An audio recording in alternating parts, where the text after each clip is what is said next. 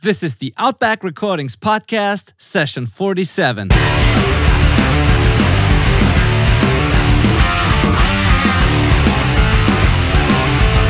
Willkommen zum Outback Recordings Podcast, der Show für die Punkrock- und Hardcore-Community.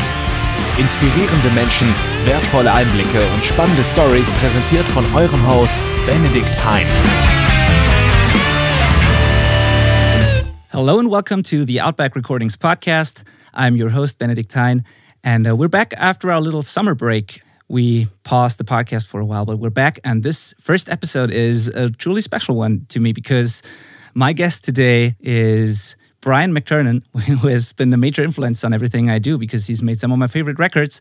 And in case you're not familiar with the name, you probably know his work because he's worked for bands like Thrice or Darkest Hour, Hot Water Music, his own bands, of course, Battery, and now his new band, Be Well, Strike Anywhere, dozens of super awesome bands that we all know and love.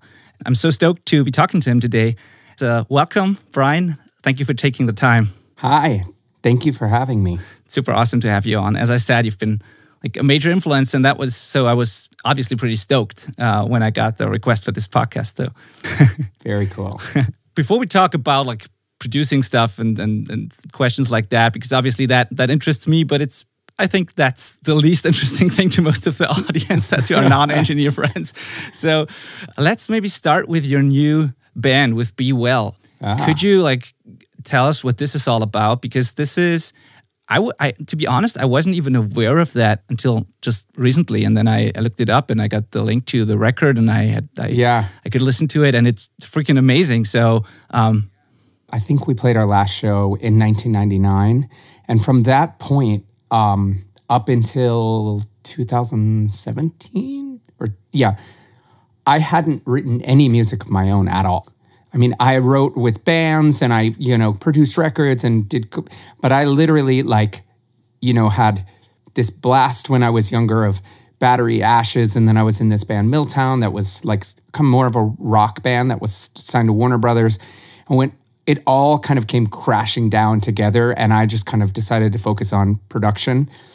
And then interestingly, in about 2013, 2014, I got really burnt out in the studio, and the budgets got really tight, and just the lifestyle of 20 years straight of 6-7 days a week, 12 hours a day, really kind of started to take its toll. And I actually, at that point in time, took a step away from even doing music production.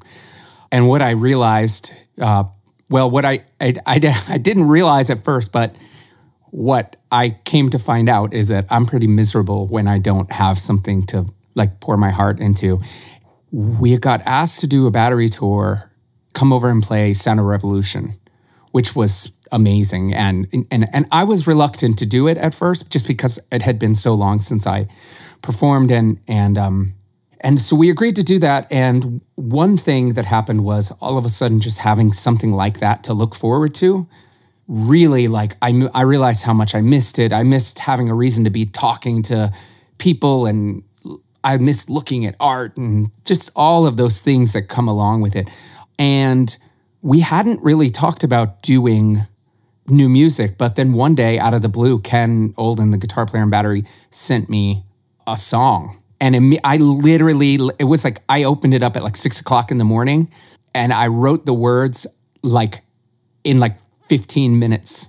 And literally it was just and then I was wow, I really miss that. I really, really, really miss having a forum to kind of get it out. And, I'm a creative person, and I was running a construction company at this point, and I was miserable. And I didn't know about that. That's awesome. Yeah. So it was kind of funny actually, because I had a big, huge, beautiful studio, it was 7,000 square feet, and the bands lived in that nice apartment upstairs and a huge live room, and my overhead was so much. I just felt constantly under, my expenses were going way up and the budgets were coming way down. And it was fine. I mean, you have people are able to, as you teach them to do, make records at home. Yeah. And I think that's great. But it just didn't make sense anymore. And I did need a break and I was burnt out. And then what happened was I loved so Battery did a song called My Last Breath. And it was like, one, I was really proud of the song. Two, it was really cathartic and therapeutic for me to like be able to express myself. And then three, when we went and toured, it hit me. I mean, I hadn't really performed 20 years. Yeah. It just hit me like how much I loved it and like how meaningful it is to connect with people, how amazing it is to be able to travel that way, just having all of a reason to kind of get up in the morning and connect with people. So, I mean, it's kind of funny, but we decided, we talked about doing a new Battery record. The big difference is when we did Battery early on, I never wrote any of the music. I was always doing Ashes, I was always doing Milltown, and when Battery started, I wasn't even a music producer.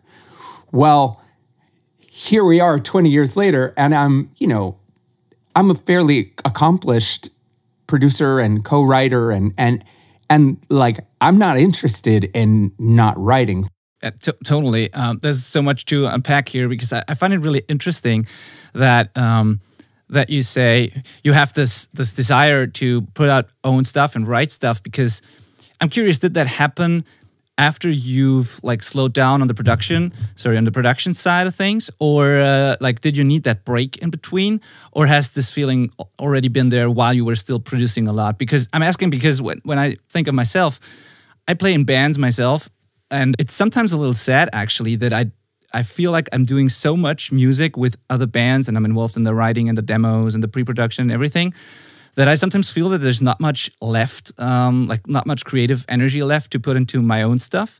So I'm curious, has that been the same with you? And did you need that break, or was that desire there all the time, despite working with so many bands? So now I'm doing Be Well, and I'm doing mixing for stuff. I do some mastering stuff, and I'm doing like Angel Dust was just in tracking harmonies, and I'm doing just the vocals on the Praise record. And I'm doing the things that I feel like I do.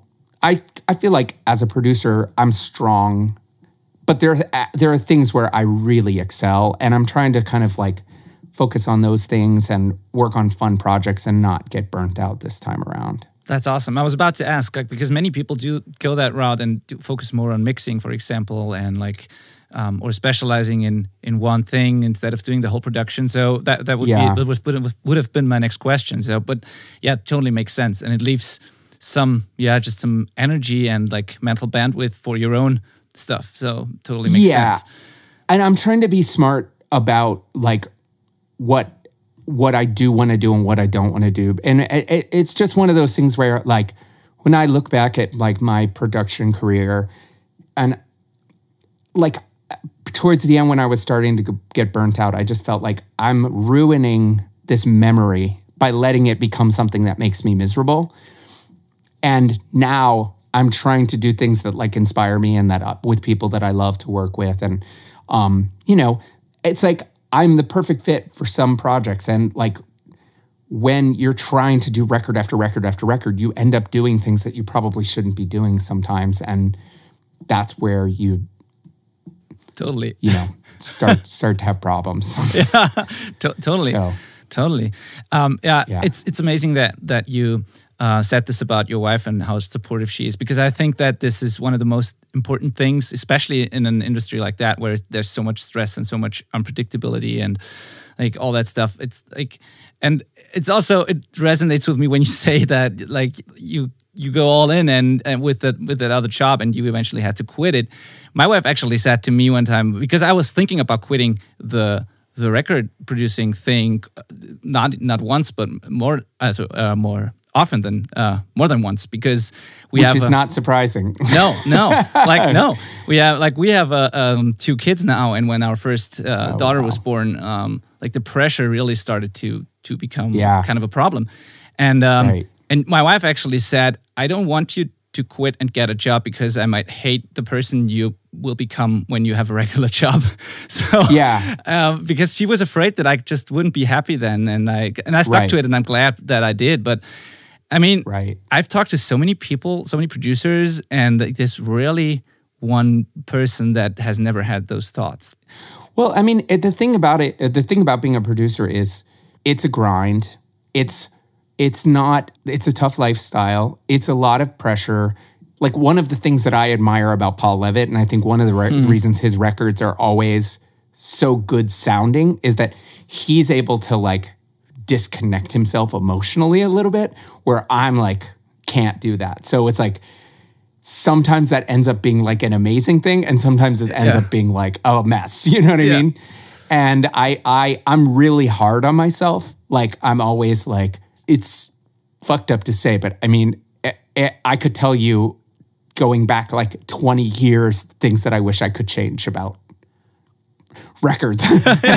and then I have to tell myself, you know what? Like, clearly, you know, the right rhythm guitar not being quite bright enough didn't matter, because people still fucking love that record. You know what I mean? Like, and it's just like, it's just one of those things where, like, you know, I kind of know too much. Yeah. Like, when I first started recording, I like used to be able to be like, oh my God, this sounds fucking great. I never think it sounds great anymore, because I just hear so much, you know?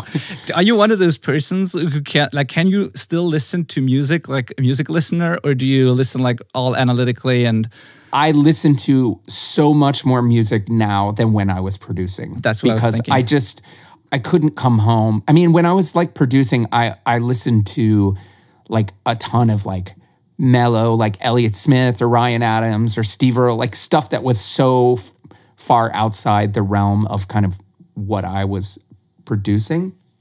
Now, I mean, the funny thing is, like, I'm just a hardcore kid. Like, I grew up listening to hardcore. I listen to like a ton of hardcore now, like a ton of stuff that I would never be like, you know, I'm recording Turnstile all day and I'm going to come home and listen to Gorilla Biscuits. You know what I mean?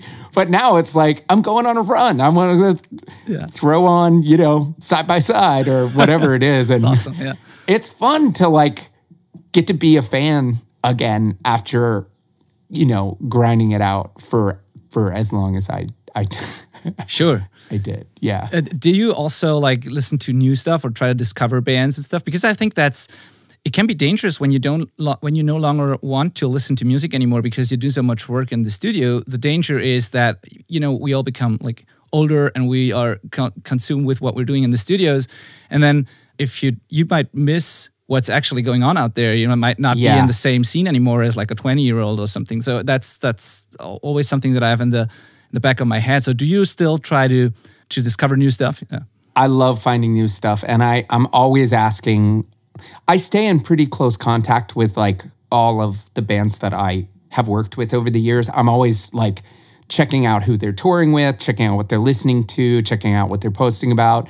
And then I also do a lot of like play songs, like, you know, listen on Spotify radio of like if I hear a song I like, and then save things and like make myself playlists. And it's just amazing like how much cool music there is. And I mean, there are times when there are aspects of like modern music that at times I feel like are a little. There's two things that bother me a little with a lot of content currently, is that I feel like lyrics are a lot less of a focal point than they were when I was coming up with music. I feel like people are just like singing shit that sounds cool. Like, it's pretty rare that I'm like really like, you know, like drawn in by the lyrics of some of the newer bands. Yeah.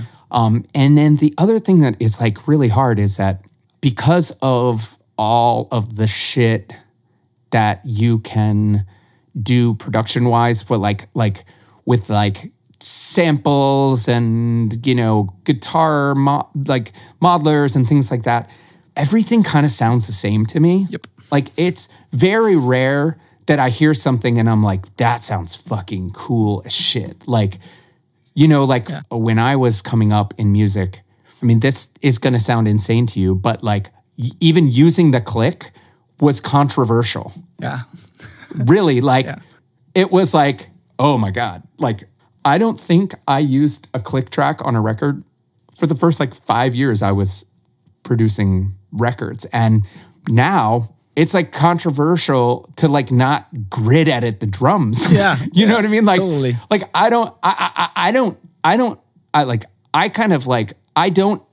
I respect that approach in that, I mean, it's cool that stuff sounds so pro. I just feel like I miss that, like, you could like listen to the Cro-Mags and feel Mackey's drumming. Like, you know, you could listen to Strike Anywhere Changes the Sound and it's like, feels so crazy, feels like it's about to fall apart, but doesn't at the same time. And I just like, how perfect does shit need to be? You know, like, so I also worry that because production has become such an assembly line, you know what I mean? Like a lot of newer producers, there are kind of tried and true ways to make stuff sound professional, right? Okay, we're gonna track the drums, we're gonna grid at the drums, we're gonna do the bass, we're gonna get a good thing, we're gonna paste it, we're gonna tune it, we're gonna we're gonna do the good. I mean, people are like, I'm doing the guitars DI and quantizing that, and then every vocal they're singing into auto tune, and then they get one chorus and they paste it, and then they auto align the doubles, and like you do all of that, and then like all I think about all the time is, imagine if someone had done that to Rage Against the Machine, right? Think about how shitty Rage Against the Machine would be if you used slate trigger drums and the fucking Kemper and like grid edit, quantize the vocals or think about like The Cure or like fucking Gorilla Biscuits for that. I mean, like I just think about the records that like truly stand the test of time aren't like that. They really aren't. And it's this weird thing where everybody is aspiring for this thing that is such a fucking timestamp. Yeah. Like I want to feel things swing a little. To be honest, I've never like talked about this to anyone, but we tracked the whole Be Well record and I scrapped it and re-recorded it because it was too perfect. Really? Wow. Yeah. So we recorded it initially with the drummer from Darkest Hour playing drums. Yeah. And he's amazing. I mean, you should go watch a video of him play. His name's Travis Orban. Yeah. He's the best drummer but didn't feel right to me. Mm-hmm. It was like, there was no swing. And like, I always think about like music, like dancing. Yeah. Like if you're on the beat, it kind of sucks. Like you want to like float around it. Like especially with like fast hardcore, that gallop, like if that is super tight, it's so wrong. I literally was like, this sounds awesome. It sounds super professional. It just is not the record that I want to make. Yeah, I totally get that. Yeah. And ultimately, like, I don't want to sound defeatist, but I haven't made a record for 20 years. And I feel like I owe it to myself to make the record that I hear in my head. And like, a lot of people are like, you're gonna what? You know what I mean? Because you listen to something and it sounds awesome. Yeah. And it's super pro. I mean, in some ways, that version was like even more pro sounding than this version, but it didn't feel right to me. It didn't feel like it translated the emotion of what I felt like the song should be. So, yeah, I mean, I totally get that.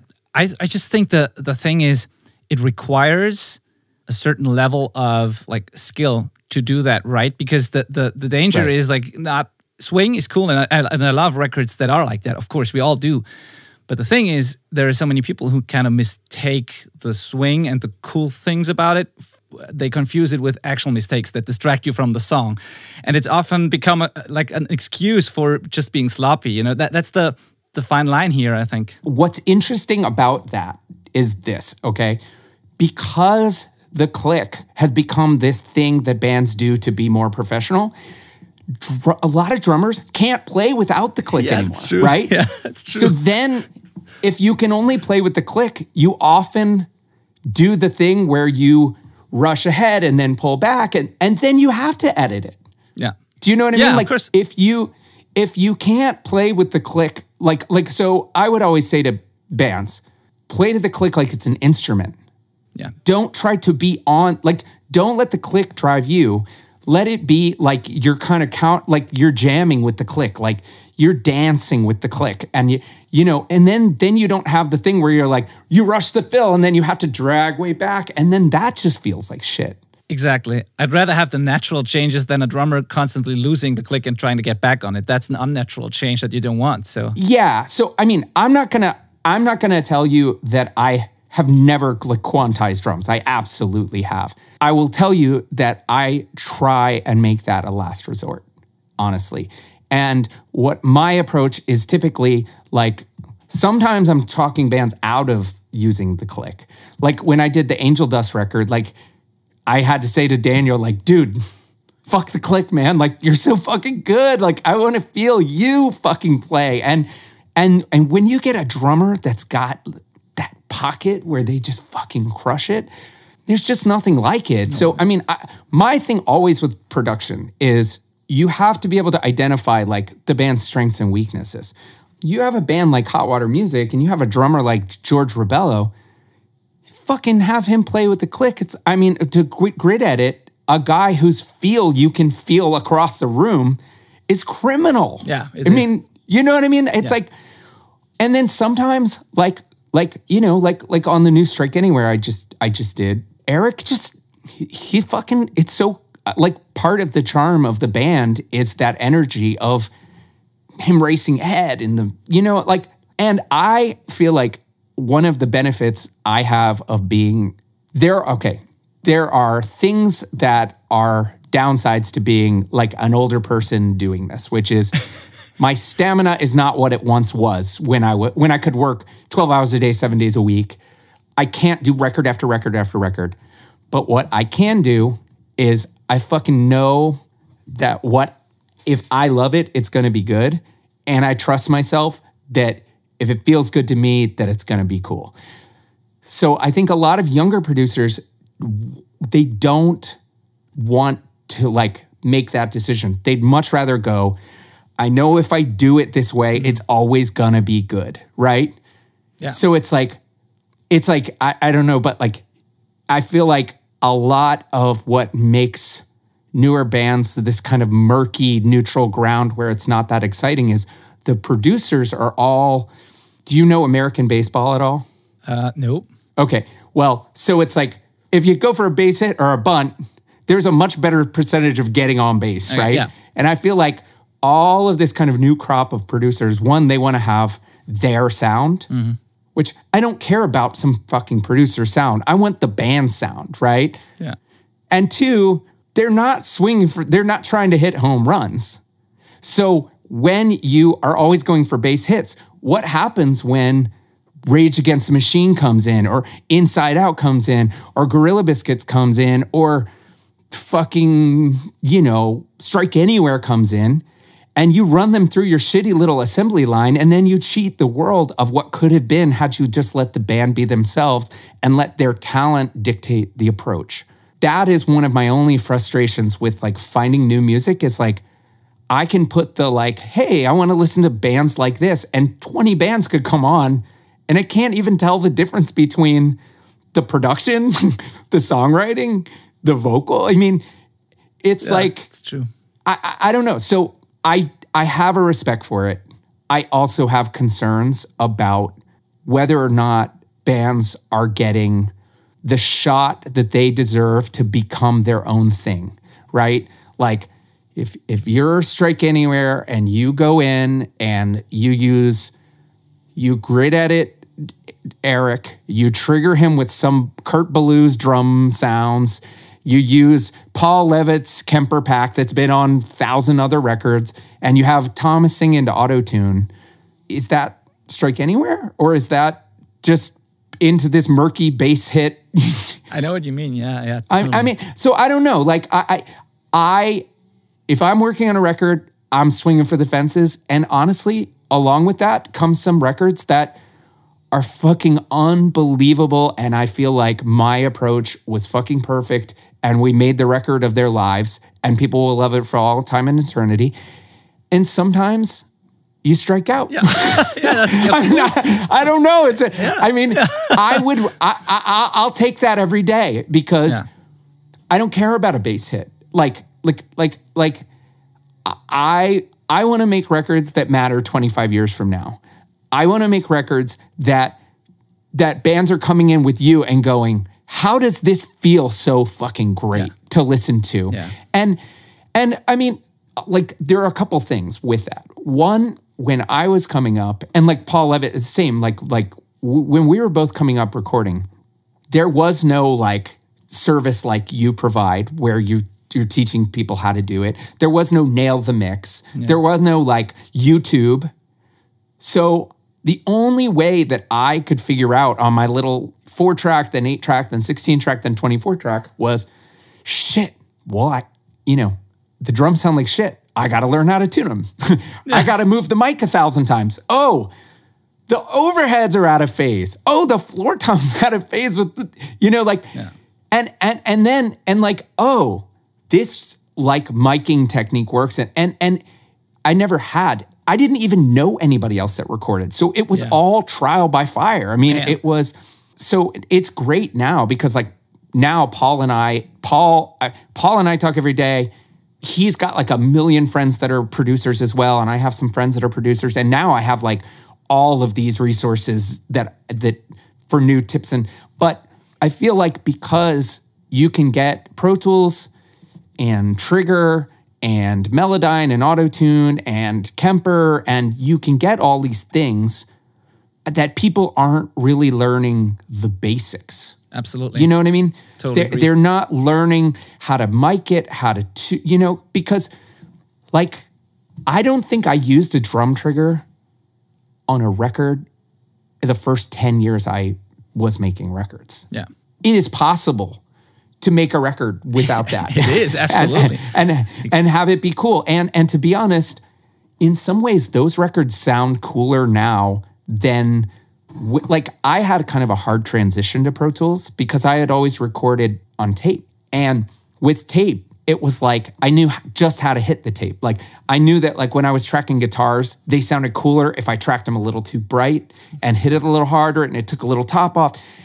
And I had a really hard time adjusting to having that visual in front of me. Mm. And then I had a really hard time seeing the grid. Yeah, I can imagine. Trusting myself that, like, I don't care that it's behind because I like how it sounds, right? Yeah. Which is something, if you want to be great, you have to get to, because it's not a fucking math equation. It's art. Yeah. So anyway, I'm No, that's so cool to hear. I mean, and the funny thing is that's not even like 10 or 12 years ago when I was starting out. I'm in the middle of nowhere in Bavaria here, and I didn't know a single person recording. I had no internet connection in my studio. I was just trying it out and making errors for years. So I totally feel that. I had the computer right from the beginning. That's the difference, of course. But I didn't even know what drum replacement or something like that was. It was out there, of course, but I didn't know until like year 3 or 4 or something. Then I first discovered it, and then I started trying with that stuff. And do you remember there has been a plugin called Listen by Massive? Yeah. Which is just a black screen. Where it's like, yes. And I used to use that because I started noticing that I trusted my eyes more than my ears. And I had a controller, like a physical controller with faders, and I just used the Listen plugin, and I did my basic balancing without looking at anything.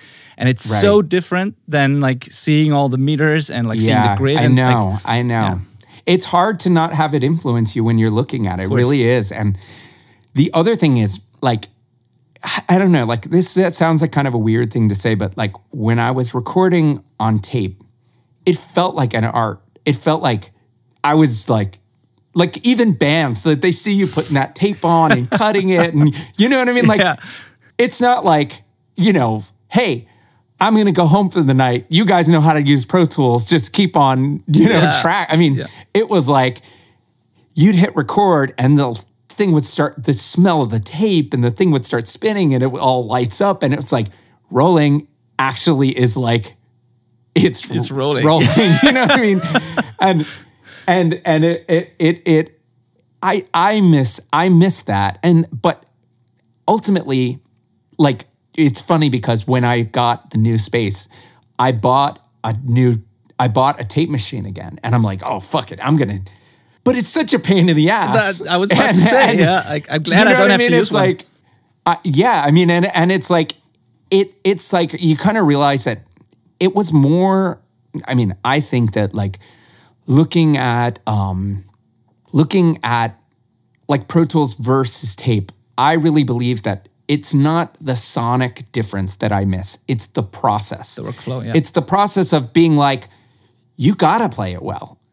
You know what I mean? Like, I can cut a little bit out and if you drag on something, and I can play with it a little, but for the most part, you know, you have to play it well. And that also, I think, you know, you couldn't be in an awesome band if you couldn't play awesome. That's the thing. So it's like I have bands coming. Like, there are things that are fucking rad about all of the technology, and I love that bands are able to like communicate and understand like what's happening. And I also love that bands know how to use Pro Tools. And like, I loved when leaving the bands, letting them work on stuff, coming back in, checking it out. There's aspects of it that I love, but I think that there's something about having to commit. You know, we're not going to like playlist 17 takes of this and absolutely and comp it, and then mixing.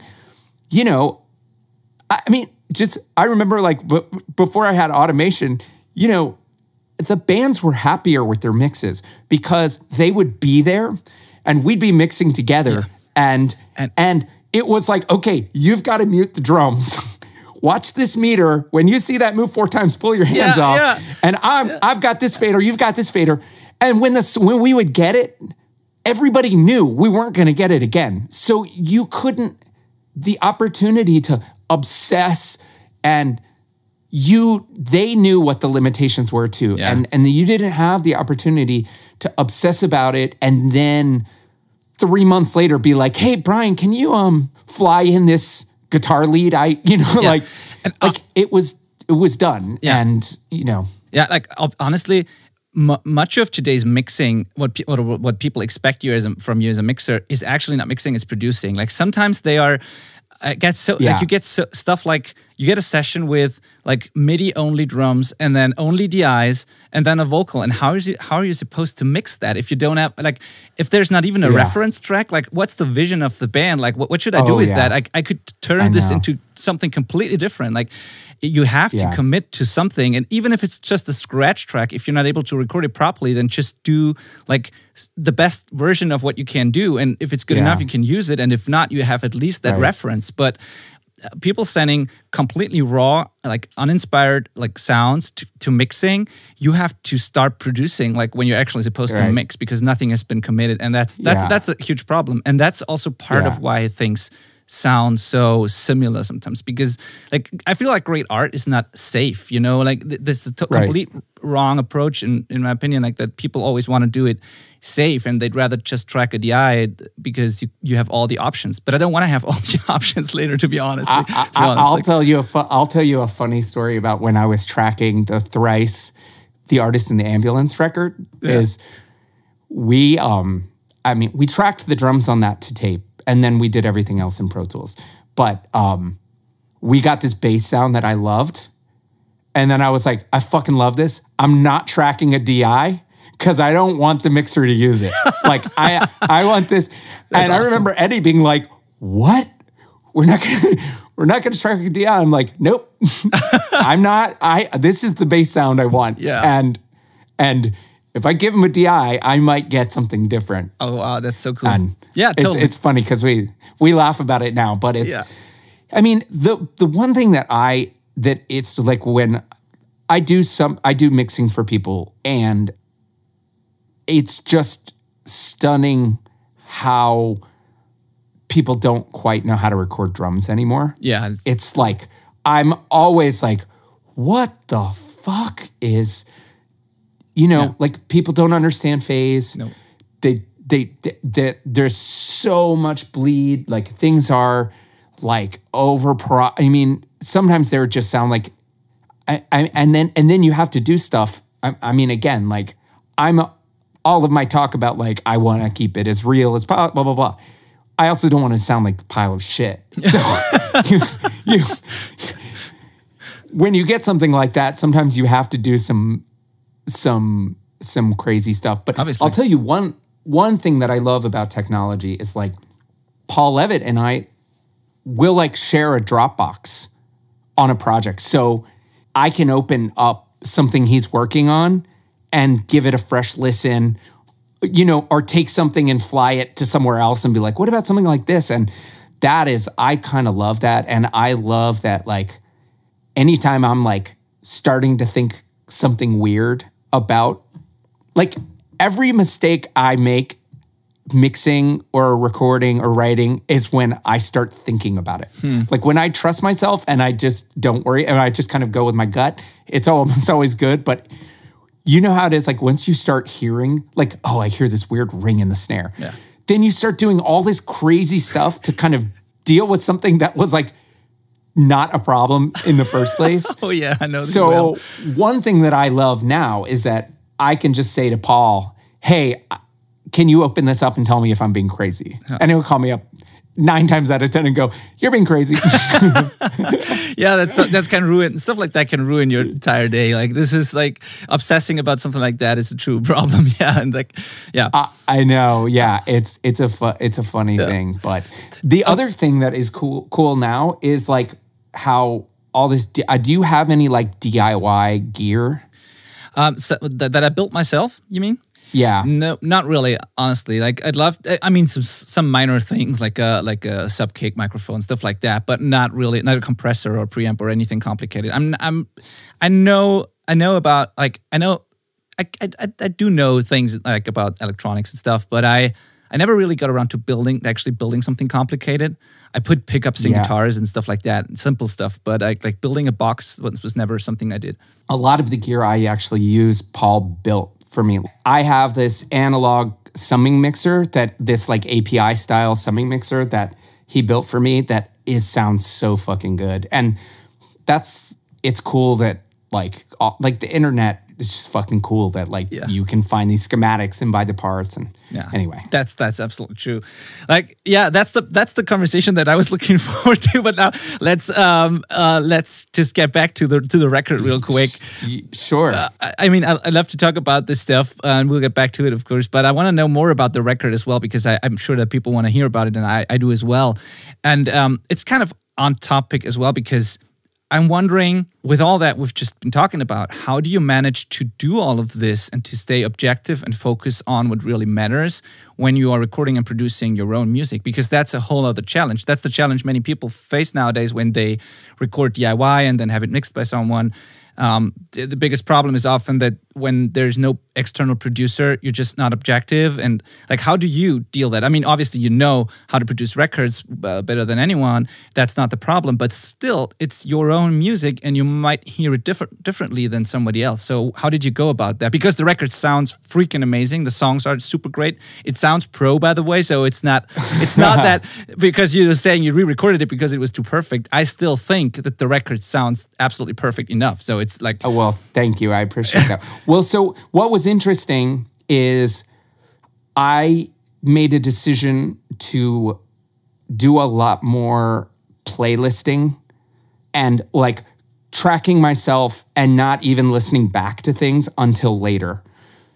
Because I just decided that if I started like singing and then listening and comping and kind of, you know, like typically when I'm recording someone else, I'm like tracking vocals and either taking notes on a lyric sheet or like what good takes we have or like kind of putting together a quick comp, you know, while they're going. And when I started trying to sing and do that at the same time, I never got, I wasn't able to kind of like let go and just be emotional and just perform, you know? I used to always say to bands like, you don't want to be the guy next door. Like, I want you to sound like you, like I want to feel it. Yeah. And when I was singing and then doing a take and sitting down and going, was this good? Was this good? I just was a mess. I mean, I couldn't get anything. I wasn't getting anything done. So what I started doing was I would do like 2 or 3 passes of a vocal. You know, I tried to keep the rhythm guitars and the bass and stuff like that kind of as loose as possible, because everybody in the band is good. So it's like, if you start like over listening and over punching and like a lot of the guitars are really like kind of like one pass rhythm. It's like kind of, you know, and if you soloed them, they wouldn't sound tight, but it sounds wider to have it be inconsistent a little bit. But like I did a bunch of the leads on the record, and with stuff like that and the vocals, like I just didn't produce while I was tracking. Like I just tried to feel it, and then I would come back days later and wouldn't comp it until I was in like I would come and like get a cup of coffee, sit down early and comp. Okay. And I tried to separate the two things because it was lifeless when I was. And the thing about the Be Well record is it's a very emotional record. So it's not like, if I'm not emotionally in the right place and delivering it the way it feels to me, it doesn't translate. You know, totally. It's not like, I'm not singing about like the scene and the kids and just, I mean, I'm singing about some like pretty personal stuff, and like, I want to hear it back and feel what I felt when I was writing it in the actual performance. And the only way I could do that was separate the two things. And then I would rely on friends like Paul to be like, I'm tripping about like, because my ear for, this is the other thing about like autotune and Melodyne, is that my ear for pitch is like ruined. Yeah. Because I just hear it. You know what I mean? Like, totally. Like I listen to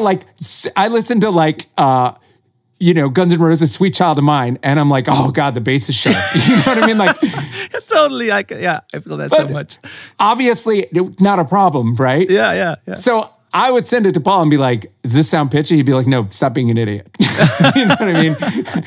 Yeah. And then, okay. And then what you realize sometimes is you take a step back, you drop it a little bit lower in the mix, and it feels a little pitchy goes a long way. I mean, it's okay. It's not, there's no rule, I mean, still to this day, the most important records ever made were made without any pitch correction. So, but that's also one thing that I think can be good for the actual songs and the performance, is that these things are around, because I would rather take an imperfect but truly great performance that's a little sharp or flat or whatever, and then just correct it a bit before I like try to get a perfect intonation but a boring take, you know. So I agree with you 100%.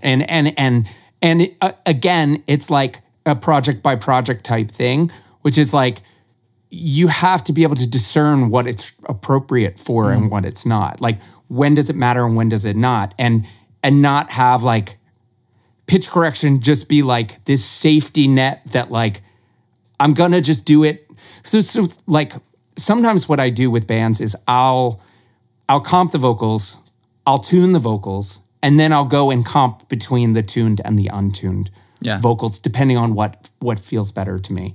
But I agree 100% that like, I'll take a heartfelt performance that's pitchy and correct it a bit over, I mean, like a perfect pitch performance with no character to it. The weird thing though is, do you ever have people sing into autotune? I did. I used this real-time autotune plugin to do that, and if I do that, I'd kind of mult the vocal. Like I do an untuned and one pass through, so like one track untuned and one through autotune, just to experiment with it. And it's fascinating how good it works, actually. So that's the one thing. But on the other hand, what I'd like to use it for is it makes the vocalists feel a little more confident. And sometimes I have the feeling that they start, after a few passes, they start to intonate better for some reason when they do that. And I don't know why that is, but it just helps the singer sometimes. I don't do it always, but I experimented with it, and I was very skeptical, but I was kind of fascinated by how cool it actually can be. But it totally I know depends. that a lot of people do it and a lot of people like it.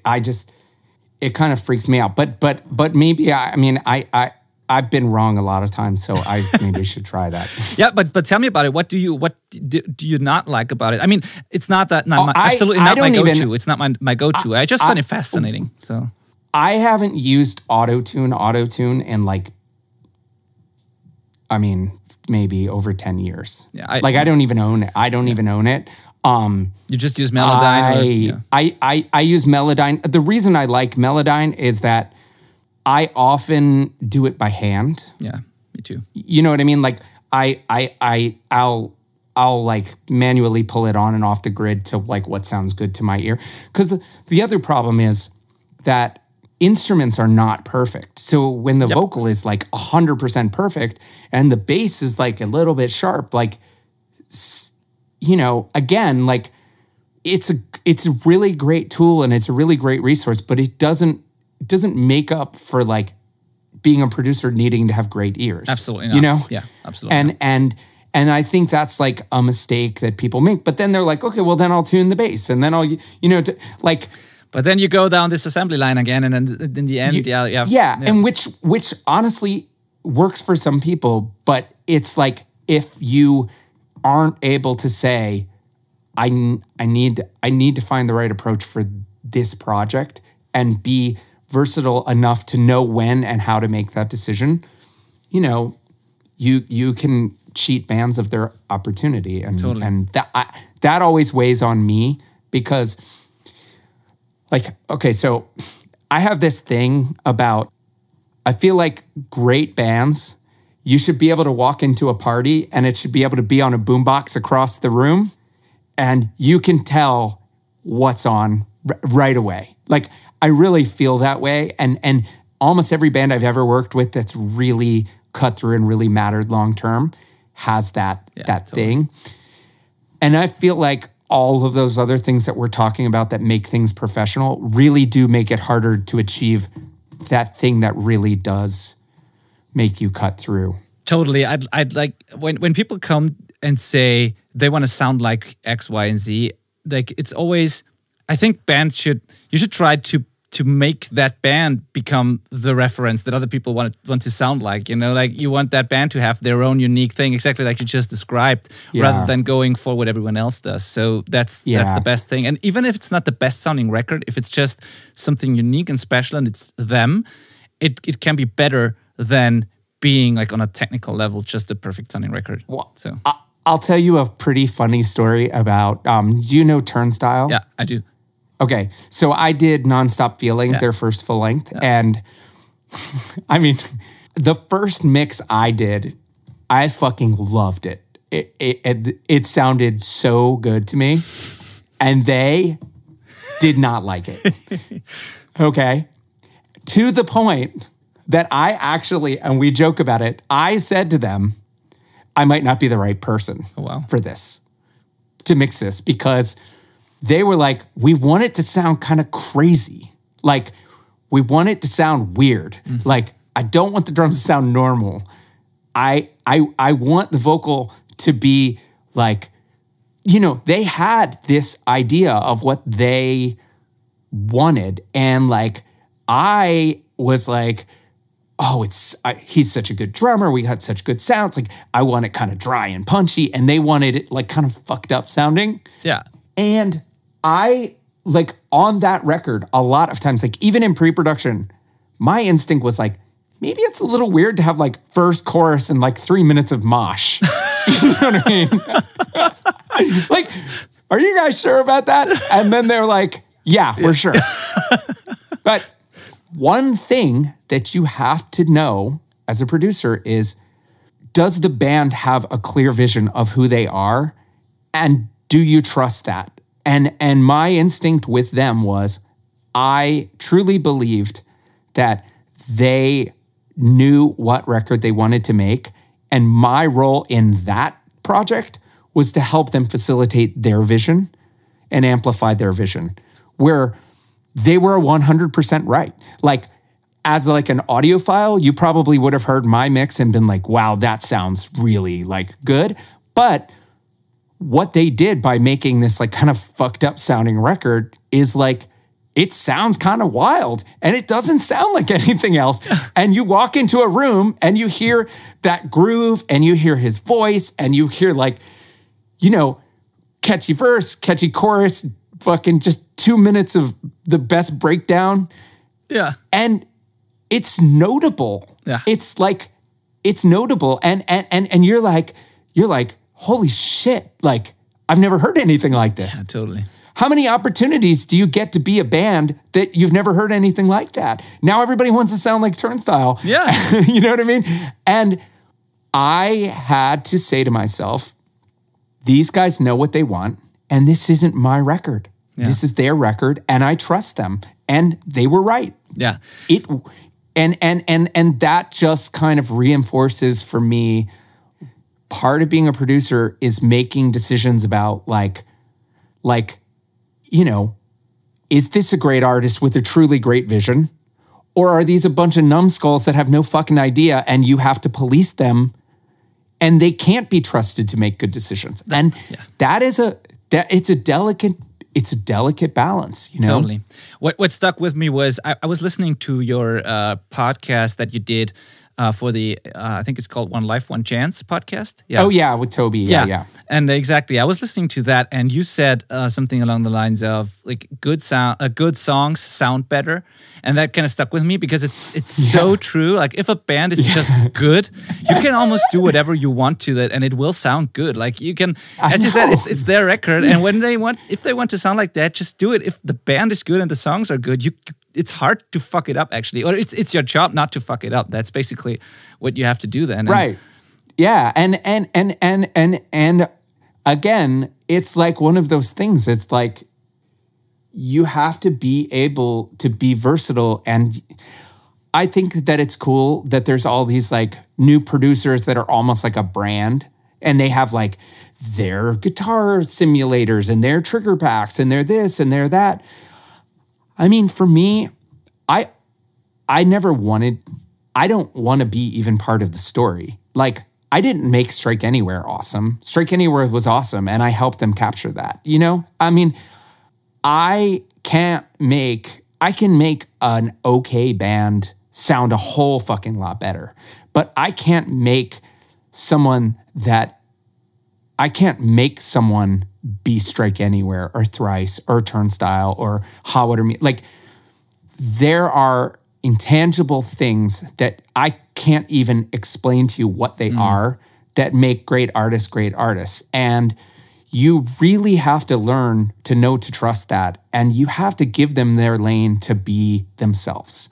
And like, you know, I worry again that like, this era of like the producer as the brand and the assembly line has its ups and downs. You know what I mean? Yeah, I totally agree. But on the other hand, I love people like Kurt Ballou, who has clearly his own sound, but still his records are so fucking incredibly organic and wild.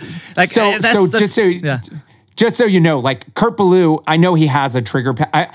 I'm not referencing Kurt. I know. He makes unfucking believable records. That's why I'm saying he's the exception. Like that's why I'm saying it. Like totally. Yeah, but the thing is, Kurt Ballou is like, it's for me. I feel differently about Kurt Ballou because one of the things about Kurt Ballou is he's like a genius guy. Totally. You know, he's an actual rocket scientist, isn't he, or something like that? Like, so like when he's like making pedals and he's making stuff like that, and I actually don't have any issue with like the drum trigger packs, and I think it's cool. And if I was like a young producer and I was like getting into like making my recordings, to be able to have that as a tool is totally amazing. I just think it can't.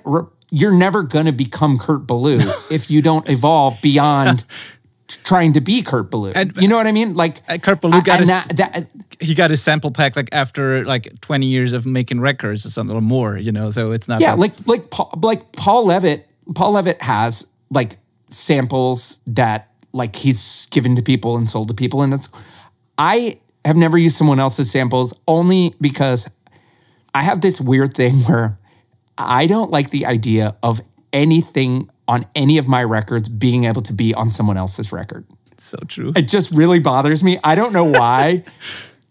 I get it. But and with samples, like sometimes I use them, sometimes I don't. If I use like room samples from my old studio a lot more than I use anything else. When I'm mixing other people's stuff, I often have to use samples in a way that I don't on mine. You know, like on the Be Well record, there's no samples. There's no copy and pasting. The drum editing is, I mean, like there's stuff that bothers Paul. Like when I would say, he's like, this, but the funny thing is, again, I think once the leads are over it and it doesn't bother you anymore. So it's funny because I would always say to bands, I'm not going to play this back with the click because it doesn't matter what it sounds like against the click. It only matters what it sounds like without the click. Yeah. And once everybody plays tight to this, the pushes and pulls become character. Totally agreed. But still, I think that you don't even know. I mean, you notice that it's a great record, but you would never listen to the Be Well record and be like, oh, that sounds like unedited or that sounds like off. It just sounds, it fits the songs perfectly. You don't even think about that stuff. And that's, I think, is the goal. You shouldn't think about the production or technical things. You should think about the songs and feel it. So when I listened to that record, I never thought about this thing. We have a slight unfair advantage in that we've all been, like on the Be Well record, the half of like I think 6 or 7 of the songs are actually not our drummer on those. Before we went on the Battery tour, before we went on the H2O Battery tour last year, the drummer Andrew Black, who played drums on the Battery tour, I sent him the record that we re-recorded, and like 2 days before we went on the Battery tour, we went in and tracked the drums for 7 of the songs.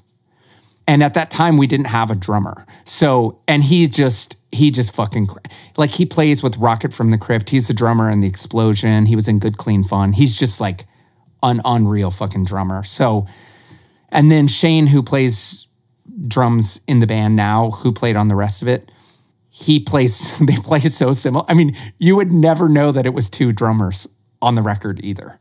Like the way they play, their fill style, the way they like it, you would never know. And you would also never know that they were tracked like months and months apart.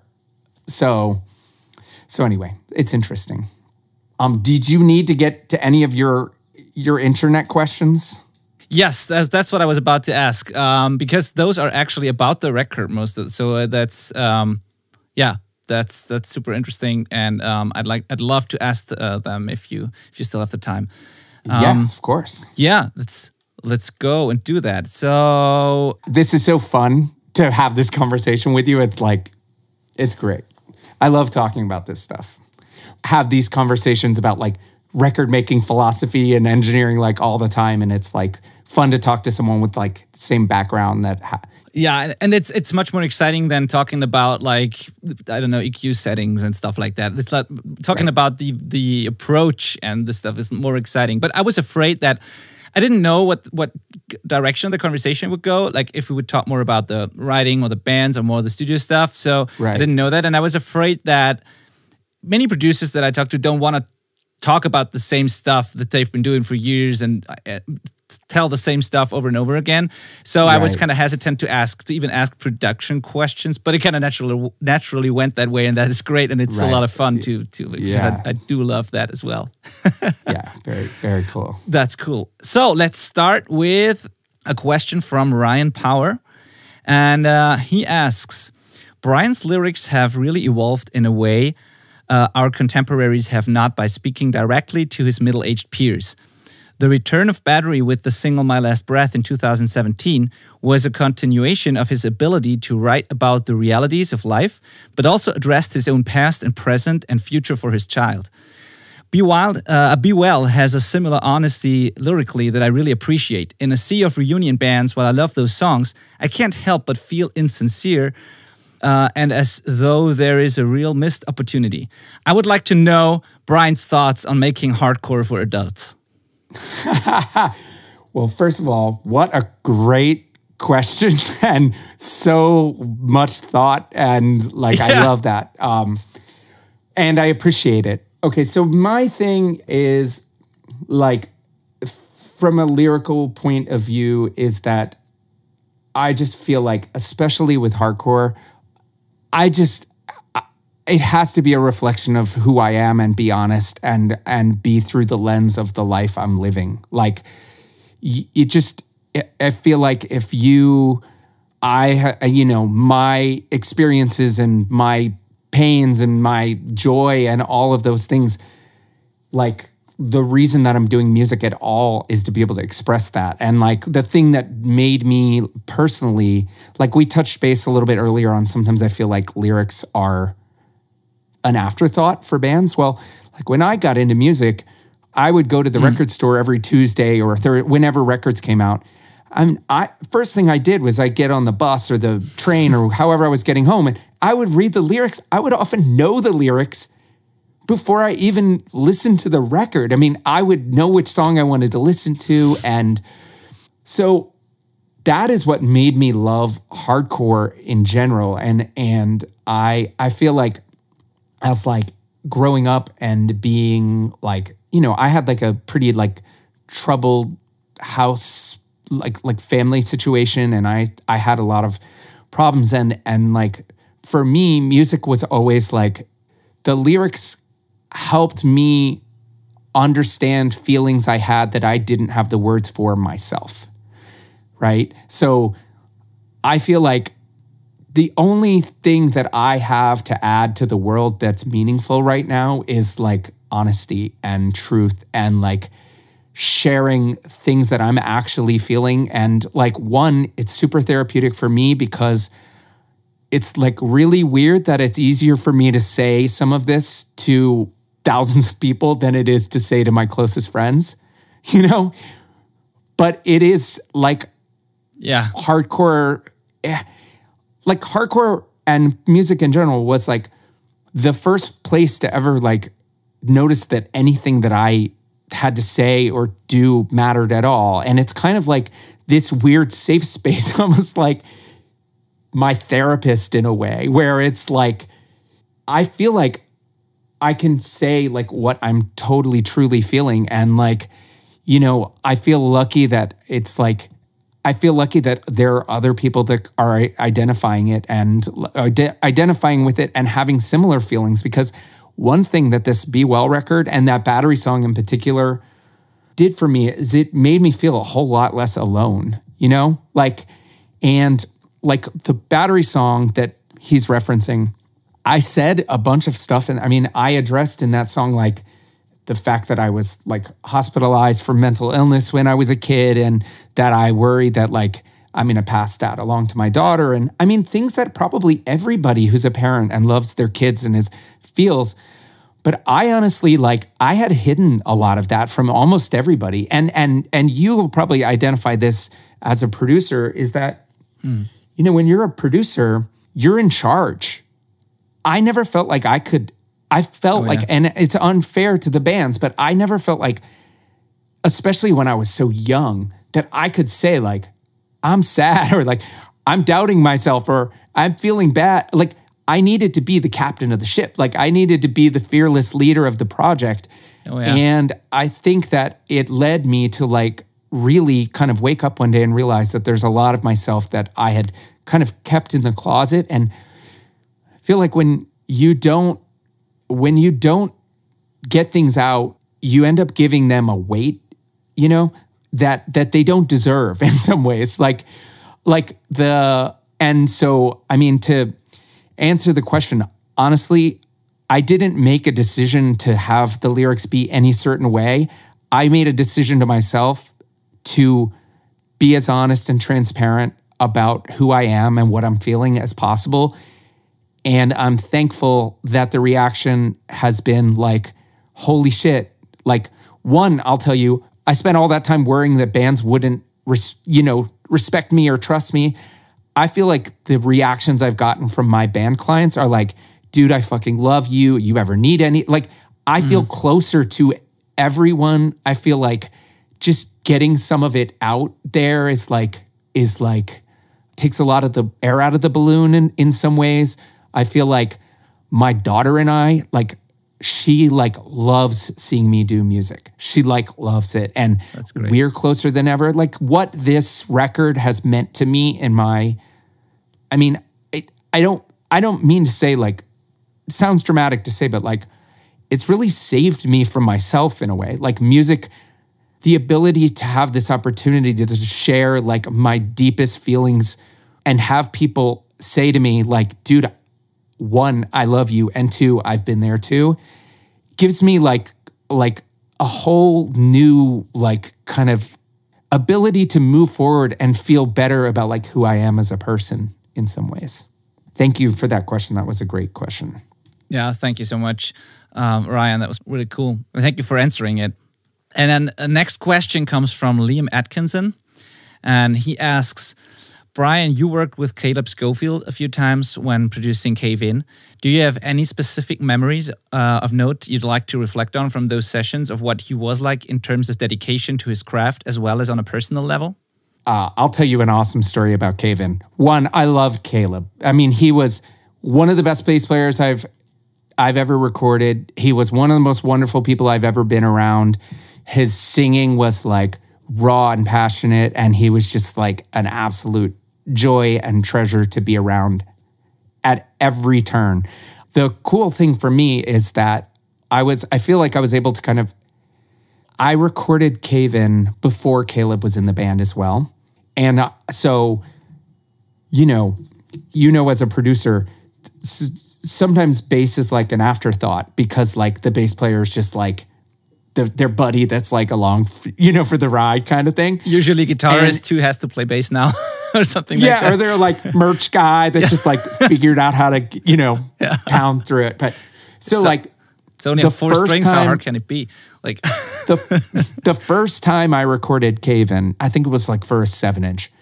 They were so young that Steve Brodsky's parents had to drive him to the studio. And I remember Steve's mom calling me and being like, is it in a safe neighborhood? And she dropped him off and waited at IHOP, like the International House of Pancakes, while we recorded the 7-inch. But so what was really amazing for me was I did a bunch of stuff with them, and then they went in and did Until Your Heart Stops with Kurt Ballou, which is a fucking phenomenal record, and he crushed it. And then they came back to me and we did Jupiter. And Caleb was in the band at that point. And I think that bass is like one of the most important components in music. I mean, and the most undervalued, because what a great bass player and a great bass line and the chordal movement that you're able to kind of do underneath a vocal and a guitar lead and all that, if you're not, it's hard to even explain what having someone that can do that brings to a band. And I think Caleb was a perfect example of that. Like the bass playing on Jupiter is just mind-blowing. And it's like him being so good and such a strong player and having such cool lines and such great tone allowed the guitars to just be so like the foundation that JR, the drummer, and Caleb laid allowed them to be just out of their minds on the guitars. And like, it was so notable to me, and it kind of reinforced for me that like, the bass has got to be in the forefront. I mean, it can't just be an afterthought because how powerful it can be in the right situations. The other cool thing about Cave In Jupiter that a lot of people probably don't know is they tracked the basic tracks for that entirely live. Drums, bass, both guitars are entirely live. And there's only one overdub on the entire record. And it's a little acoustic guitar picking thing. Mm-hmm. And besides that, it's literally drums, bass, right rhythm guitar hard panned with all of the pedals and effects live, and left guitar hard pan with all the pedals and effects live. And if you listen to that record, and it was all tracked live to tape, no edits, nothing. No tuning on the vocals. I think there's like one vocal it's almost all just one vocal. And when you listen to that record now, and you realize how well it holds up and how fucking cool it still is, all of the shit that we've just been talking about is really like, holy fuck, it is possible. It's not easy, but it is possible. And it doesn't have the timestamp. And it also doesn't surprise me. There's not a trigger. It was all tape. So it doesn't surprise me that people still love it, because I always use like cooking as a reference for like music and music production. But I think about like, you go to Italy and you go to like the best Italian restaurant and you get a pasta and it's like tomatoes, basil, salt, garlic, right? Like, but it's the perfect ratios, prepared with love, the best ingredients, and it's fucking perfect. Where I go to the fucking grocery store to buy canned pasta, it's got 4,000 shit ingredients and it tastes like shit. You know what I mean? That's true. It's like, sometimes keep it simple, stupid. Like, there's nothing wrong with just letting the parts speak for themselves. And like, I think that that was a great question, and I appreciate that question because I love Caleb and I think about Caleb all the time. And actually, my old rock band Milltown that I was in, that was signed to Warner Brothers, and it's a crazy story, but we went in and made a record with this big shot producer that we spent like $300,000 recording, and we never finished. Broke up in the studio. But we played a reunion show with Caven last October. And it was really nice for me to like see those guys and like actually share the stage with them. And I mean, because they're like, you have to, I recorded them for the first time in 1995. I mean, so there's like, a lot of people listening to this may not have been born. Yeah, probably. I mean, so I knew them when they were kids, and like nothing brings me more joy as like a producer and a human being than seeing people that are that talented, like turn it into a career, make such meaningful music and be so appreciated by so many people. Like, it's like all of the things that we talked about like what makes this job hard. That's what makes this job so meaningful. Awesome. You know what I mean? Yeah. Totally. Thank you for that answer. That was great. Yeah. So thank you, Liam, for asking it as well, the question. Yes, thank you, Liam. Now we have a rather short one, and then we get to the final question. So the next one is a short one. It's just, I don't know the name, unfortunately, because it's a band account. Vice Years is what it's called. Okay. And they ask, short and simple, favorite compression plugin and why? You know what I use the most, and I'm kind of embarrassed to say this, is I just use the Bomb Factory 1176 a lot. That's such a great plugin. Like, it's still, I know, to this day, it's just like, it doesn't sound like an 1176, but it sounds so cool on it. It's like, oh yeah, totally. It does. Like, I love that. My favorite plugin that I have is the Universal Audio Ampex tape plugin. I don't know if you've ever used that. The ATR 102 is like, yeah. It doesn't sound like tape. It does something to the mid-range that just makes me like, yeah, there it is. Because like, it just, I don't know. So yeah, so I mean, I use a whole lot of the Bomb Factory 1176. And the thing with the plugins is like, that like it's they don't really have like such a distinct sound. I just think I like how that behaves. It's super easy to use. It's sounds kind of cool on everything, and I've had it for so long that it's kind of a standby. Yeah, and it's super aggressive, and it has a vibe, which some plugins does not. It does. But it does have a vibe. Oh yeah, So. It does for sure. Yeah. Awesome, great answer. Thank you. And then the final question comes from, and I hope I pronounced this right. I'm sorry if not. Comes from Jared Kunapik. Jared Kunapik. Oh. He asks. Actually, but I know who that is, and I'm going to tell you something about him. That's so cool. That made my fucking day. Is the day that the new Be Well single came out, he posted an Instagram story of him confessional and singing it. And it was like, I don't know why. It just made me so happy. I was just like, wow. Like this song I've been like working on, writing, caring about, stressing that people would hate, being afraid that people were going to think I'm a freak show for, you know what.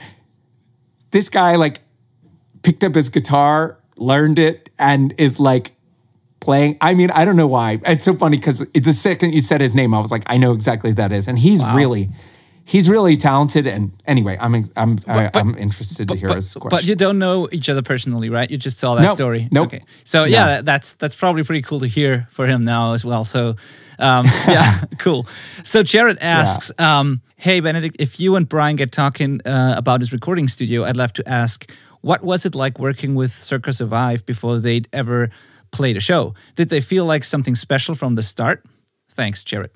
They absolutely felt like something special from the start. I mean, one, I love those. So it's interesting because I love them as human beings, and they're just like, I don't know, like, you know, it's like sometimes bands get wildly successful and they become like these kind of egomaniacs. Sometimes bands get like wildly successful and they get even more down to earth. And I feel like Circa Survive falls into that camp of like, just, I mean, they check on me. I post a new song. I mean, they just like, they have no business caring about me the way they do. They're fucking huge. They're like, but they always think of me. I mean, you know, they're just like, every time they're in town, we catch up. Like when Be Well posts something, they like it, they share it, and they're just like, I don't know, they're really great people. But making the first Circa Survive record was really interesting because they had never played a show. The songs were very, very cool, but they were very underdeveloped. And the sound of the band was, they were kind of onto it on their own, but it really needed to get kind of fleshed out and developed. And they're so talented, but they had also not I don't think any of them had ever worked with a producer that was hands-on the way that I am hands-on.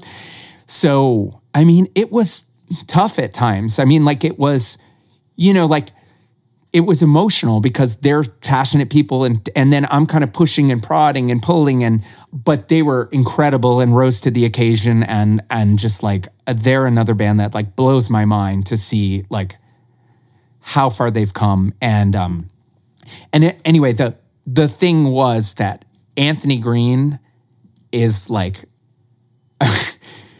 such a fucking badass. I just can't, like, I mean, he's so fucking fun to work with. And like, you know, like you give him like he feeds off your energy so much.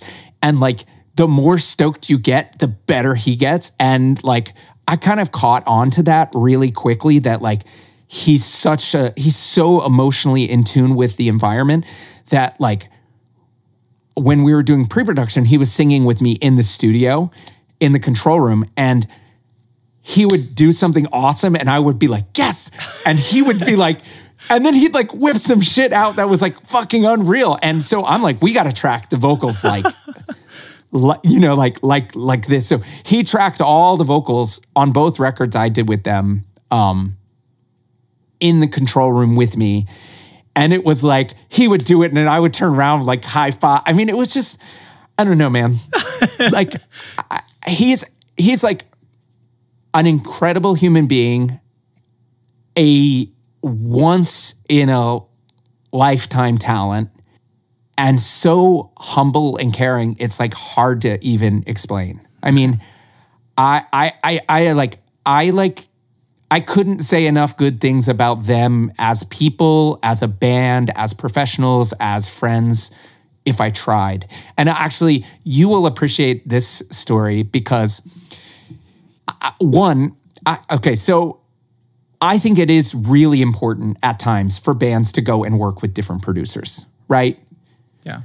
It's important. Yeah. I mean, there are different, you as a producer play a different role in, you play a different role depending on the band. So it's like a band like Strike Anywhere, my role in that band is kind of like harnessing the awesomeness and just kind of like being a fan in some ways and kind of really just like making sure that it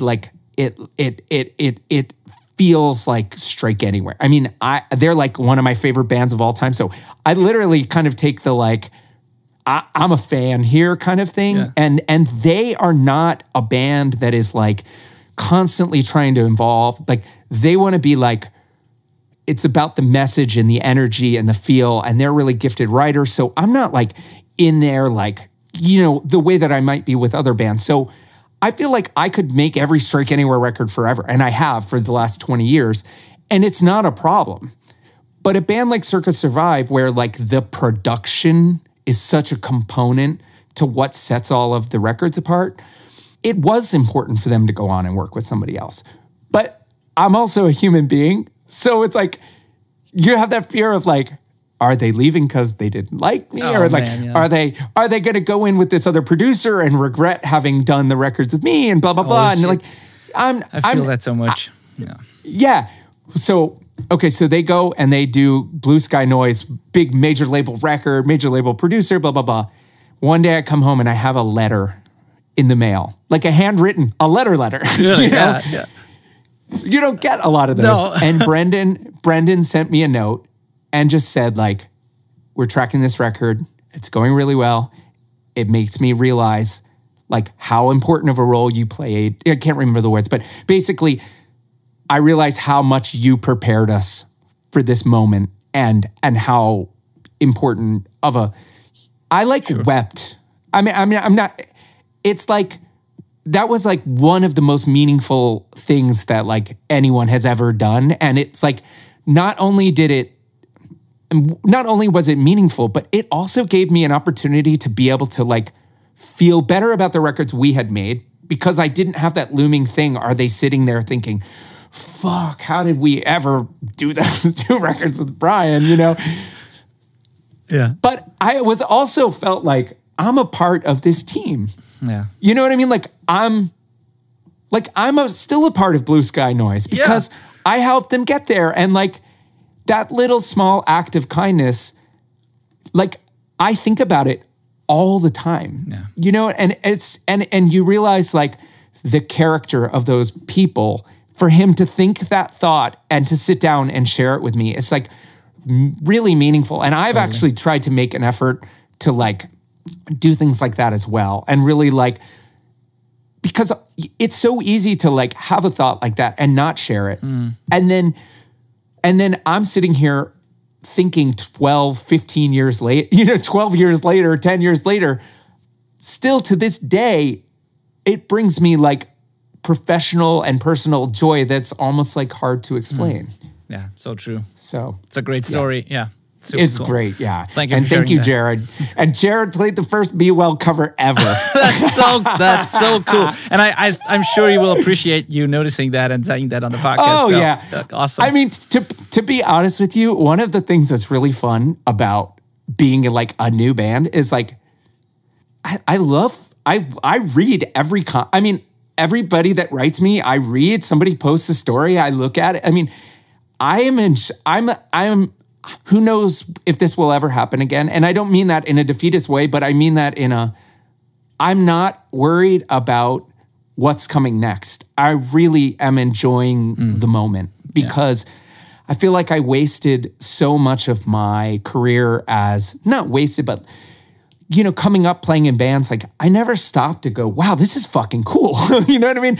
I'm 16 years old and touring the West Coast, and I'm 17 years old and I'm playing in Berlin, and I never enjoyed it. I always was worried about the next thing, the next thing coming. And even with records, like now I look back and I'm like, oh man, like I did so much cool shit and I had no fucking idea how cool it was at the time because I was thinking so much about what was up next. So with Be Well and just kind of in general in life, I am trying to more present in the moment I'm trying to like appreciate things as they happen and not get caught up in like what's next.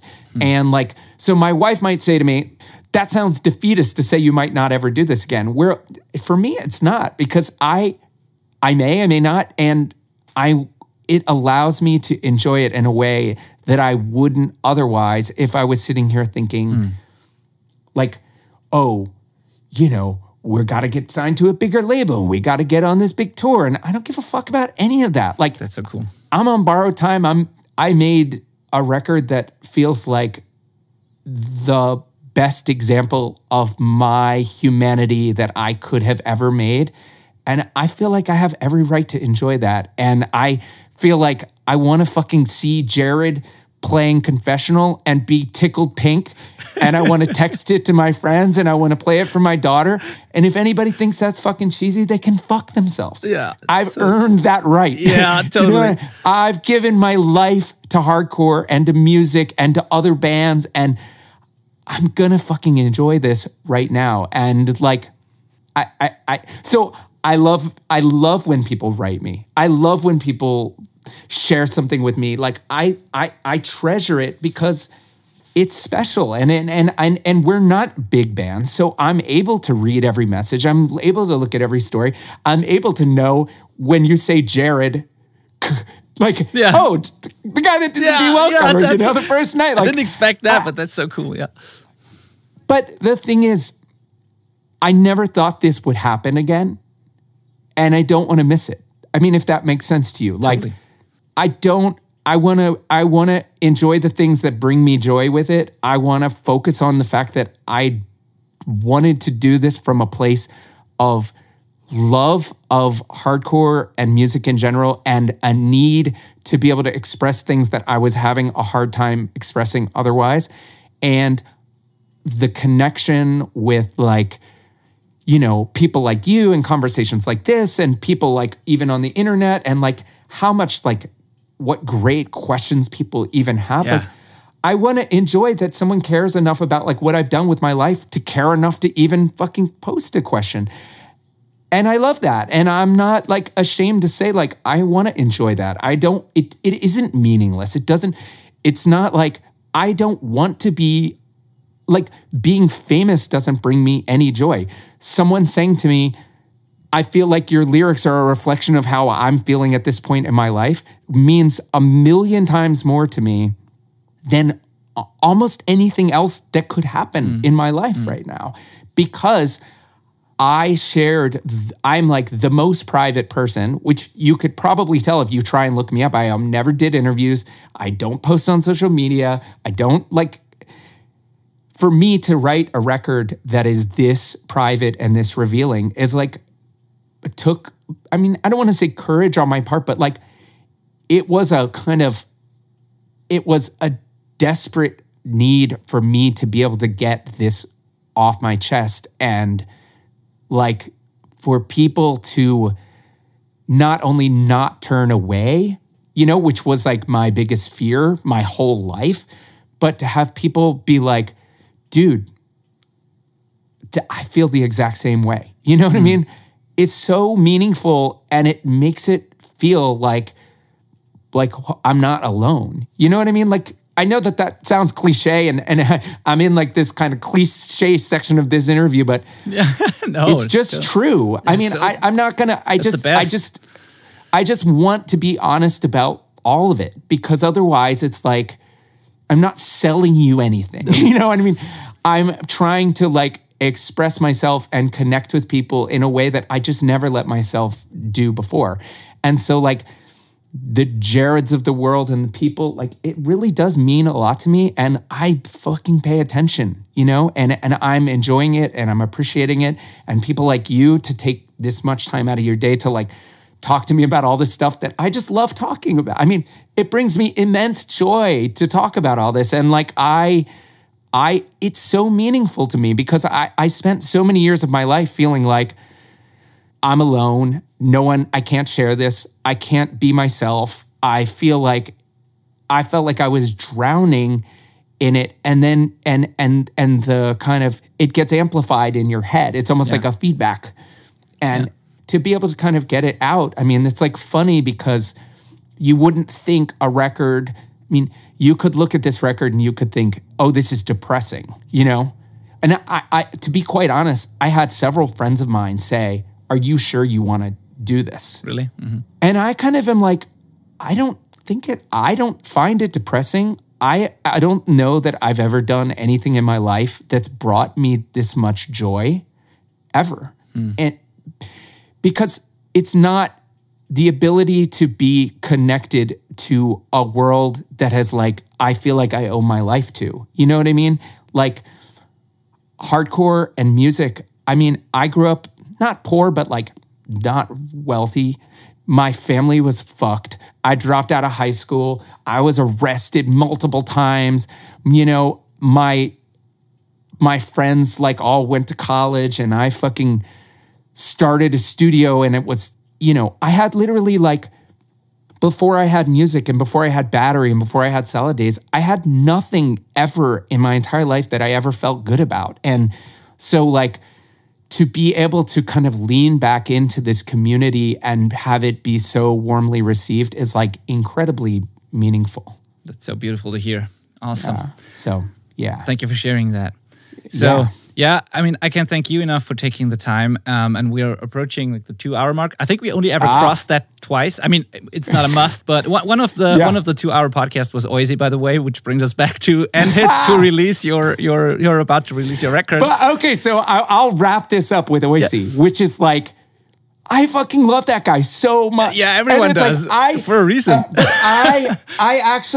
I think like almost every day, I can't believe that I spent so much of my life not having him in my life. I like love the guy. I mean, yeah,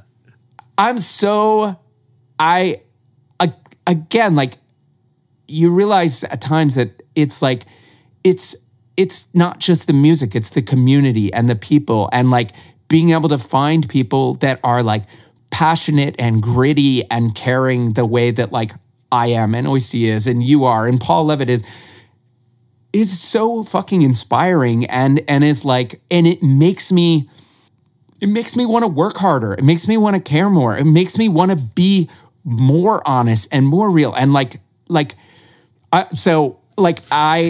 I just think like that, like a guy like Oisey, like, how do we find each other at this late in life? And then it's like, I want to maximize every, you know, that time because I feel like, you know, I feel like we're such kindred spirits in so many ways, and it blows my mind that we never met. Yeah, me too. So it's interesting because he obviously did the Bane record with Aaron, the bass player in Be Well, and then he knows Mike Schleibaum, who plays guitar in Be Well, from tour managing Parkway Drive when they play with Darkest Hour. So it's like so fun. But then he also put out the Better Than 1,000. Yeah. So he knows everybody in Battery except me. So it's like, this is so funny. Like, yeah, like when I did his podcast, that was the first time that I ever talked to him. You did a podcast with him? I didn't even know that. Like that, yeah, I totally missed that. No, it hasn't come out yet. Okay. It hasn't come out yet. Yeah. I was wondering.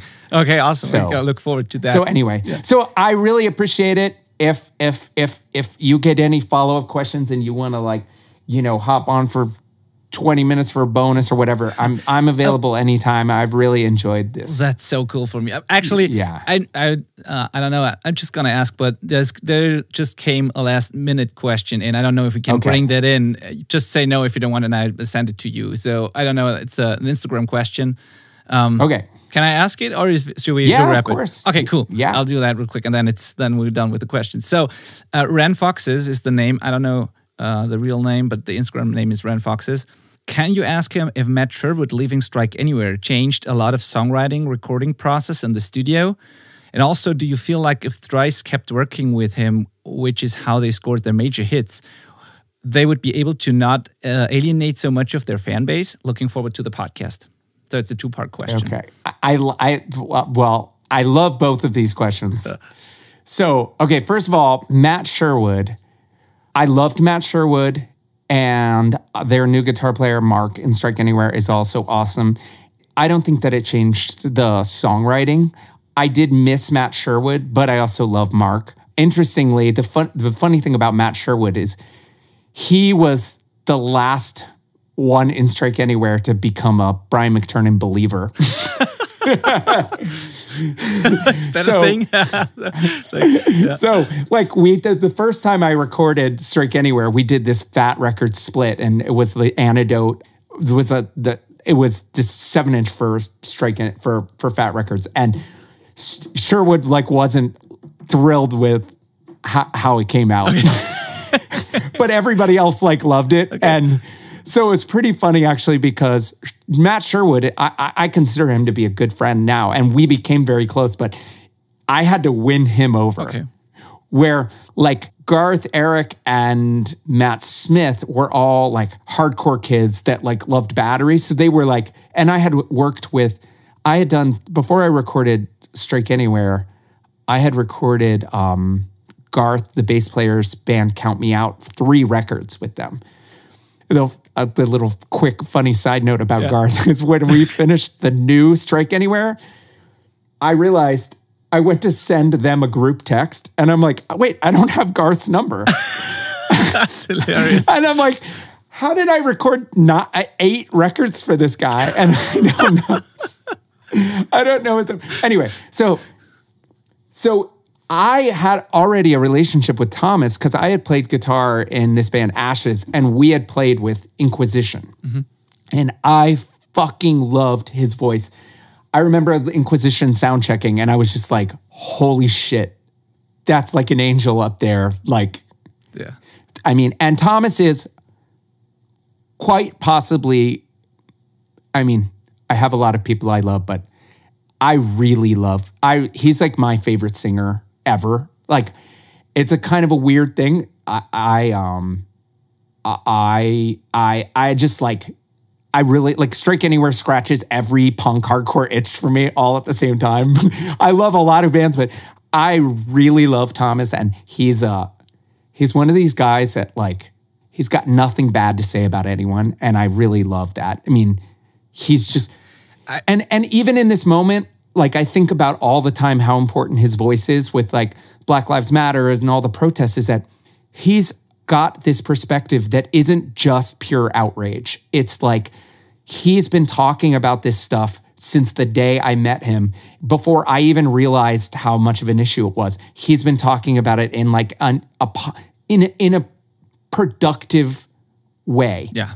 And anyway, so Matt Sherwood, when we were doing Changes of Sound, we became good friends, and he became close with my wife, and over time we became really close. And I think they just really lucked out because Matt left the band on like super positive terms, and Mark, who replaced him, is just fucking awesome. I mean, he's like an amazing human being, a great guitar player, fun to be around, really like positive blend. So I don't think that, you know, I miss Matt Sherwood being around, but I don't think that it's like, I feel like whatever they lost, you know, they lost some with Matt and they gained something new with Mark, and that's positive.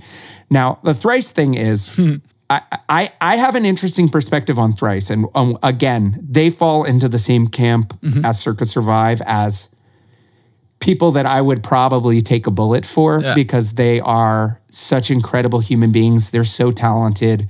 They're so loving. They're so... We could talk for 2 hours if you wanted on why I love them the way that I do. But so I think a couple things. I actually think that had I made the follow-up record to The Artist in the Ambulance, I think it would have been bigger than Vihisu. But I think that they probably would not have had the career that they've had because they made a decision to go in a much, like, I kind of was like, okay, we're on this track, which is like, you know, the illusion of safety into the, like, the fucking Artist in the Ambulance makes total sense. And I have this vision of like this, like, you know, refined version of that is just gonna like fucking be huge. And I think it would have been. And I remember they were so kind. They sat me down and said, we're going to work with someone else next time. And they were so respectful. And I remember them saying to me, we know that it's risky and we know that it might not be as big. And I don't take any credit for how fucking awesome they are. I worked hard with them. I pushed them hard. There's like an enormous amount of mutual love and respect between us. And I feel like we were a good team at the time. But like the thing that the person's question asks is maybe they wouldn't have alienated fans. Like, well, I'm going to tell you something. They got a whole lot of fucking fans and they've made a whole lot of fucking brilliant records. And they have fans that love different records for different reasons. So for every person that they alienated, they made tenfold in my mind. And I feel like had we made the record that I had envisioned, and had they not taken that decisive, we are artists and we're creative people and we don't want to just be a, new operating system of Thrice over and over that's just getting updated. They made a conscious decision to be artists. I think we would have made a record that would have maybe sold more, but would have shortened the lifespan of the band. I truly believe. I feel like they made the right decision, trusting themselves, going down a much scarier road, making a conscious decision to be the band that they wanted to be and believed that they needed to be. And through that, did they become the next Foo Fighters? No. Did they become a band that people are still listening to and talking about 20 years later, still caring about? Did they become a band that is like, arguably one of the most important bands in generations? Yeah, like, goddamn, alienate whoever the fuck you want. And I can be honest to say that they needed to move on from me. It was time. Like, they had a vision for the band that they wanted to be that was different than how I was hearing the band. And it was an important time for them to say, we love you and you've been a big part of helping us get here, but we're ready to like go down the uncertain road of trusting our own artistic vision and making the record that we want to make and having the understanding to know that it was different than how I envisioned the record being. So I think that just makes them even more badass. Yeah, and totally. I just think if you don't ever alienate people, you're probably not pushing yourself far enough. Yeah, totally. And no, you should never try to you just do whatever you feel is right and follow your gut in situations like that, I think. And it's and like I'm one of those persons. Question. Yeah, great question, Ren. Thank you. I'm actually one of those people that I love the Artist in the Ambulance, and it has been so important for me growing up. But I also was blown away when I stopped listening to Thrice for a couple of years, actually. And then I got back to them and listened to the more recent records, and I was blown away by how great they are, like the voice, the singing, the songwriting, and everything. And so I love both sides of the band, and every record for a different reason. So it's possible to appreciate different things about this music. So well, I will leave you with one thought on them, which is that, there's bands that you'll meet where you love the band, but you kind of wish you never met them and it kind of ruins it for you. And then there's bands you meet that are so fucking amazing and such awesome people that you love them more than you ever thought was possible. And they absolutely fall into that camp for me. Okay. Like, they're inspiring people, they're inspiring musicians, they're kind of, in my mind, like the blueprint for like, kind of like, I mean, similar to what I'm talking about, like, I don't want a base hit, I want a home run. Well, they're swinging for the fences every time, and it's not always 100%, Some of the records are better than others. But when they fucking hit it out of the park, it's like no one else can do. And thank God people are not always taking the safe road. Thank God that they said, Brian, you're our friend. We love you. Quite possibly the record would be bigger with you, and quite possibly it would have been, but we are artists and we have a vision for our career and we need to go in a different direction. And in terms of the other things we've talked about, they did it in a way that was so respectful and caring to what I had put into the band to that point that I then felt like I can take joy in like our friendship and their success. And like every time they come through, you know, we hang out. Every time I have a new song, I send it to them. I mean, they're just like a fixture in my life. And it's like, I mean, you know, for a band to be that big and to take time to like maintain that relationship with me is super meaningful. And I mean, anyway, but this was wonderful. And that was a great question. And this was great. Thank you so much for answering these. You. And I also agreed on the Thomas thing that you said. I got to meet him twice. I mixed 2 live shows for both Great Collapse and Strike Anywhere when I still was doing live mixing. And he's just the best person to work with and the best human being and everything. Like I only met him twice, but it's like it was such a great experience to meet him and talk to him. So yeah, totally agree. I just don't know how to say that.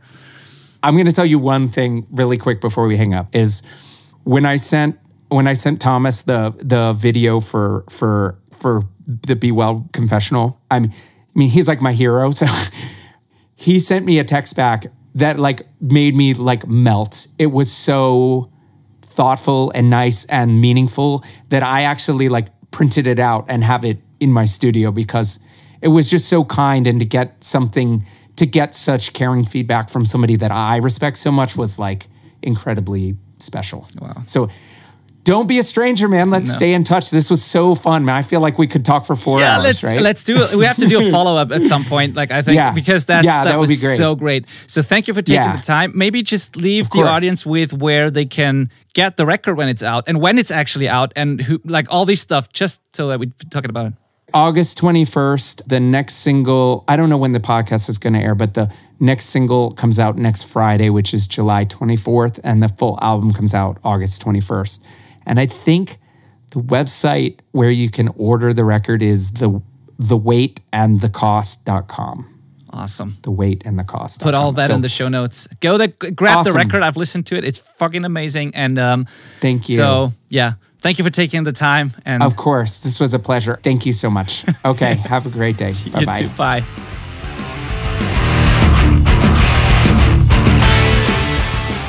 If you have enjoyed this episode, please subscribe to the Outback Recordings podcast and leave a review wherever you're listening to this, preferably on iTunes or Apple Podcasts. This really helps me out. This really helps me reach more people, and I would be forever grateful if you did. Also, for show notes and more info on everything we've been talking about during this episode, please go to benedikthein.com/ORP47. benedikthein.com/ORP, which stands for Outback Recordings Podcast, and then the number of the episode, 47. So benedikthein.com/ORP47. You'll find the show notes page. You'll find the links to everything we've been talking about. You can dig deeper. You can find more information. And finally, if you are in a band or if you are an artist recording yourself, if you want to learn more about DIY recording, about how to get exciting results that sound pro from your practice space, from your jam space, from your home studio, wherever you are, go to theselfrecordingband.com/10-step guide and download my free ultimate guide to successful DIY recording. It's a PDF, sort of like a mini ebook almost, and it gives you 10 steps, start to finish, how to make an exciting record yourself, on your own, DIY style. That's it for today. Looking forward to this next season of the podcast. I've got some exciting guests coming up. Can't wait to do this again. It's been too long of a break almost, but I'm energized, I'm back, and I just can't wait. Thank you for listening. See you next time. Bye.